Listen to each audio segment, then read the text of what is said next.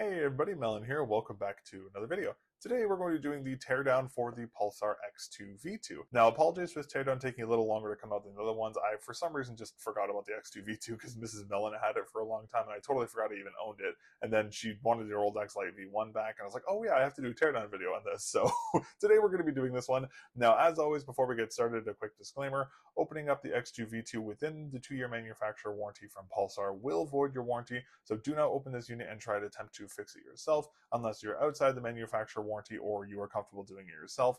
As always, opening these units up without the proper training and knowing how to do this kind of stuff can render your unit inoperable, and I'm not responsible if you break your unit. This is just going to be a guide on how to repair things, not telling you exactly how to do it. So just if you end up opening up your unit, please be careful. Now, as always, you'll need somebody to keep track of your screws. I just have my ice cube tray here, and you will need a precision set of screwdriver bits. Now, the screws in the X2V2 are pretty standard, so you won't need anything too fancy, but just in case you need a specific screw for another teardown, it's always best to have one here. But let's go ahead and get right into the teardown of the X2V2. Now, the first step to opening up the X2V2 is going to be flipping the unit over. Now, the access screws are on the bottom of the mouse. They are underneath the stock skate here. Pulsar did put these nice little grooves underneath the stock skates, which makes them very easy to remove. However, just be careful when you do remove them because there's a very good chance you could actually break the skate and will not be able to put it back on. So just make sure you're very careful with taking it off, or you have aftermarkets ready to put on to replace the stock skates. I have the X-ray pad obsidian dots here that I'm using for some testing, so I made sure not to cover the screw holes, so we're good to go ahead and get started. So first off, we're going to go ahead and remove the 2 screws at the base of the unit here and here. Now that those stock screws are removed, what you want to do is you want to go ahead and put a little bit of pressure right here and here. And with enough pressure, the back of the mouse will kind of pop open enough and just enough for you to fit your fingernail underneath there. Generally speaking, you can get it either on this corner or at the top. And then once you get your finger in, you want to slip your fingernail around the entire outside of the mouse, stopping just before the port at the top here. Don't drop it like I did. But once that's done, you can now go ahead and open the shell. Now the shell hooks into the front here and here, so you want to pull the unit apart from the front like this. Now be very careful because there is a ribbon cable on the inside of the unit here. Don't rip it off because you'll rip your side buttons right off. Just be very gentle. So what you want to do now is just kind of put the shell in like this, and then you want to just take your fingernail and this very small little connector right here, you just want to pop this up on both sides. Once that's out, then you can successfully just pull this ever so slightly. Again, it's a ribbon cable, be careful, and this will come right out. So just be very careful when taking off the top shell because it's very easy to rip this cable right out, so just be very gentle with that. All right, and now that's finished up, you have the main board and the top shell. Let's go ahead and look at the top shell first, and then we'll talk about the main board. Alrighty, so the top shell is a pretty standard shell here. There's really not too much going on here. The only real note you have to be careful of is, again, this ribbon cable. That's like the hardest thing. Now, the side buttons are also a little unique on the X2V2. I'm not sure if it's going to be the same on the medium size, but on the minis, they're definitely a little odd. So let's go ahead and take out these 4 screws you can see here, here, here, and here, and we'll take that off and then we'll get rid of the side click board. Alrighty, now that you've gotten all those screws out, now what you want to do is you want to go ahead and take out this main board here. Now the main board is a little tricky to get out. One thing you have to do is you basically want to pull from the middle, like up. You want to pull out like this. We have to be very careful because it is anchored into the bottom of the shell by this little connector right underneath this cable here. So what I like to do is put the mouse down like this and just ever so slightly pull on this side of the shell and pull away and then pull the board up. So just pull away and just loosen the board out and it should pop right out just like that. So nice and easy, just be very gentle. Don't pull on this side of the shell too much. It just should be like a millimeter or so and it should pop out. Now, one thing I wanted to note here, there is this very tiny little piece in the middle here that I'm going to take out here. If this comes off, it's okay. This is the channel for the side LED to show up on the side of the mouse, so it goes right into that little hole there. So if this comes off, don't worry about this. This is actually really easy to get back on. All this does is this sits on this little part of the board right here and it just slides right in just like that. It just kind of loosely holds there. So this will probably come off during your disassembly. Don't worry if it comes off. It just kind of sits on this and it'll naturally go back into place when we put the unit back together.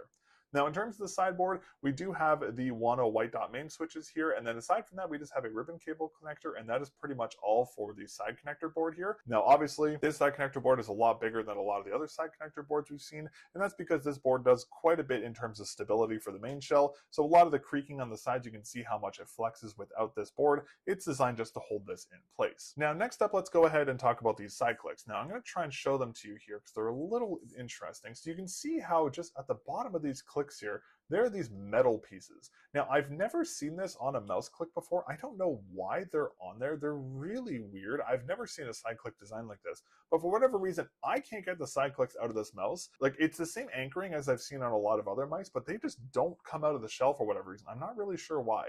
So I'm not going to take the side clicks out just because I'm worried about damaging them, but I wouldn't try and remove these unless you absolutely have to, because they're just really in there.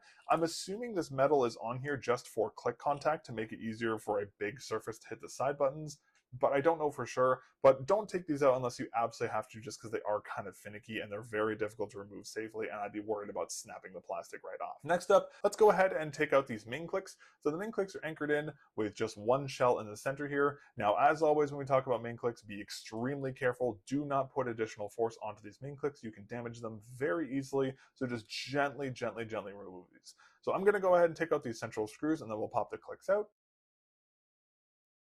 Now that the main click screws are released, all you have to do to get these out is just get your finger and just put them underneath the click here and just gently pull up, and it will pop them right off like that. They come out pretty easily, so you have the main click here like this. So I'm going to do it to the other one here. So again, just get your finger under here and just gently pull up, and the click will just naturally pop right off. Now, if it doesn't come out, it's most likely because this anchoring mechanism at the top is stuck at the very top of the shell here. So just make sure when you take the click out, just pull it straight out. Don't pull it down, just pull out. So that is all for the top shell, aside from, of course, from the side buttons we can't take out, but I don't want to break them, so I'm just going to leave them off like this. But that is pretty much everything for the main shell. You have your two main clicks, you have your top shell here with the side clicks that are very hard to get out, and you have your main board here.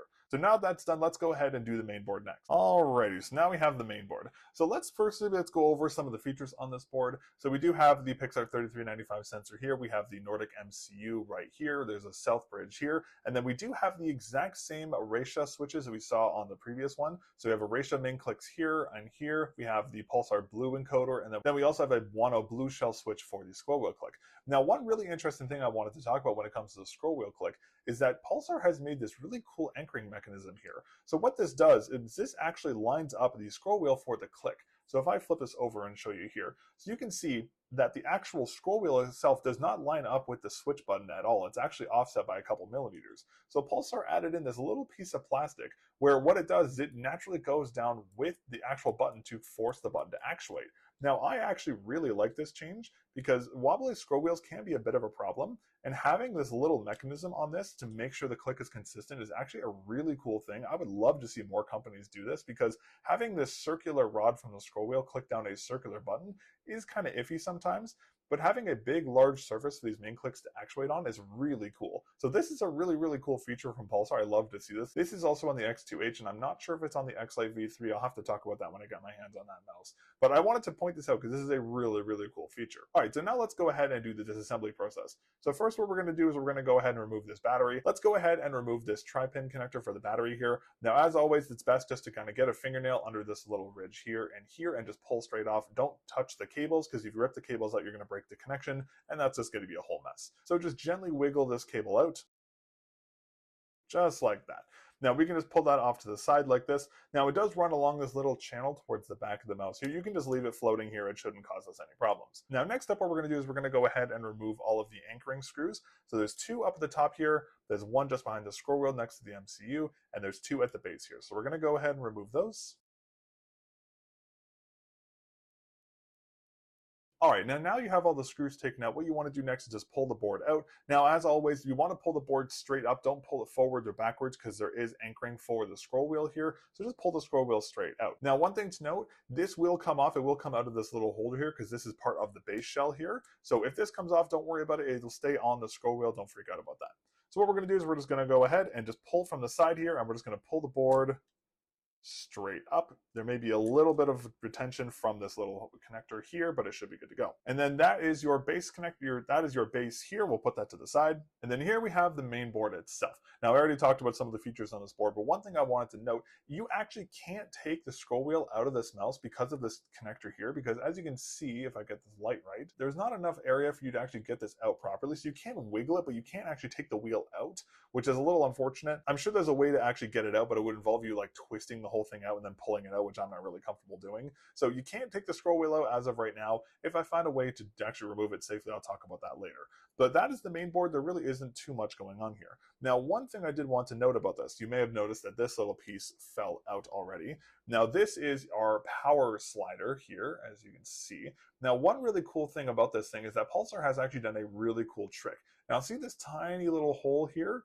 This little hole actually goes over the slider switch on the bottom of the mouse. Now, this is a really, really nice feature for multiple reasons. Number one, it's more durable. Number two, if the user decides to take their mouse apart, it's much easier to put this on the actual spot and have it in the right spot, like what we talked about when we did the vaccine mice, where if you put it in the wrong spot, you can break the switch and then render your mouse inoperable. It's really nice to have a nice, easy design for this one. So we'll talk about how to put this on and back on in a second, but that is pretty much everything for the main board and how everything you can disassemble on the X2V2. Let's go ahead and start the reassembly process. Alrighty, let's start off with the base reassembly. So again, this is going to be pretty straightforward. Honestly, the hardest part of this base reassembly is this little button at the bottom. So what we're going to do here is, as I mentioned before, there is a tiny little kind of hole on the bottom here. I'm trying to show it. There we go. It should be good light. There's a tiny little hole there. So that tiny little hole goes right over the standoff button right here. Now what you want to do is you want to make sure this tiny little hole faces inside, because this is not a universal connector. It has to go a specific way. So you want to put this into the shell where this top hole is facing the top of the shell. So basically what you want to do is just go ahead and put this on top of the switch, and it should just fit right in, just like that. So it's going to go on like that. Now, depending on your unit, it may be really hard to move. What I'd recommend is installing into the board upside down, like we've done on previous mice, just to make sure this doesn't fall off, because these can be very finicky. So what we're going to do is we're going to go ahead and flip the board over, and we're going to put it in upside down. Now, I'd recommend taking the battery cable and just kind of holding it back while you do this, because it can be a little finicky. Also, keep in mind, this standoff has to go through this hole here for the scroll wheel click, so be careful with that as well. So we're going to go ahead and put this in from the upside down. So we're going to flip this over, gently line everything up, and with the right touch, it should just go right into place, just like this. Perfect, like that. Now, it may take a little fiddling to get the button to go in, but just hold the main board in with your other hand on the bottom just to make sure it's working properly, but that should be it. Now, quick note here, if this button does not naturally go in and you have it the wrong way, do not force it in, because you will break the switch or the button. Be very, very careful. Make sure the orientation is proper. Make sure that the hole is towards the top, and make sure it fits into the shell properly. So now what you want to do is, this is done, flip this over and just hold this like this. Now you can go ahead and put this little connector back in, just so it clicks in like this. It'll probably come loose again later, but you can do that for now. And then what we're going to do is we're going to go ahead and re-put in all these screws on the bottom. And as always, make sure you keep track of where your screws came from. Now again, as I always say, be extremely careful. Do not over tighten these screws. Once you feel the screws kind of have some force to them, stop screwing. It's better to underscrew them than overscrew them, because you can strip out your board and cause your board to be uneven. And if your board's uneven, it's going to cause your sensor to be uneven. So be very, very, very careful when screwing these in. Just don't force them under any circumstances.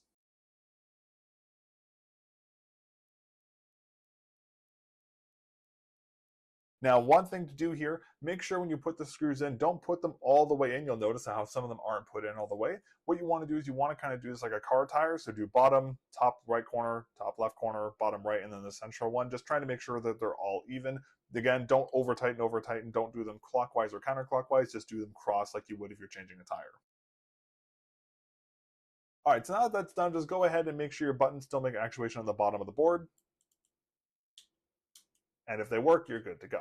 Now, next what we're going to do is we're going to go ahead and reconnect the battery. So the battery just slides into this little connector nice and easily. All you do is basically just grab it by the sides and just push it in like this. Now, once it's in halfway, don't push from the wires. Take your nails on the side like this and push it in just until you feel the resistance from the bottom, and it should be good to go. So just like that, it should look like that inside the board. So that is everything you have to do to reassemble the base of the X2V2. Very, very easy and very serviceable, which is great to see. Let's go ahead and tackle the top shell next. Alrighty, let's go ahead and reassemble the top shell of the X2V2. Now, I'm going to talk about the daughter board in a minute. We'll do that in a second. But first off, I want to talk about the main clicks. Now, the hardest part about the main clicks is going to be getting the anchoring mechanism into the actual top shell. So this little kind of archway right here is what anchors the main clicks on the X2V2, and those slot in over these connectors here and here. Now, what you do here is basically very similar to all the other mice we've seen. You take the bottom of the click, you feed it in through the bottom, but you have to do it in a way where this archway makes contact at the top. Normally, it will actually click in when you make contact with it. So you see how I'm lining up towards the top there. And once it's in, you can kind of force it in with a click. You'll hear the click there. And then once it's in, all you do is just put some pressure and click down, and the clicks will just naturally fall into place. Now, as always, make sure they still actuate before you actually screw them in, but that's the process. All right, so we'll take the second click here. We'll feed it through the bottom. Make sure it goes over the anchoring, and it'll click in just like that. Now, similar to what I talked about with the main board, be extremely careful when anchoring in the retention screws for the main clicks here. Do not over tighten them because you can damage the screws. The moment you feel feedback from the screw, stop screwing them in. Now that's done, just double check again, make sure your main clicks still actuate, and if they do, you are good to go.